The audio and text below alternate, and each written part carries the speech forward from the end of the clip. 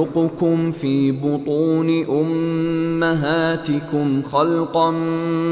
من بعد خلق في ظلمات 3 ذلكم الله ربكم له الملك لا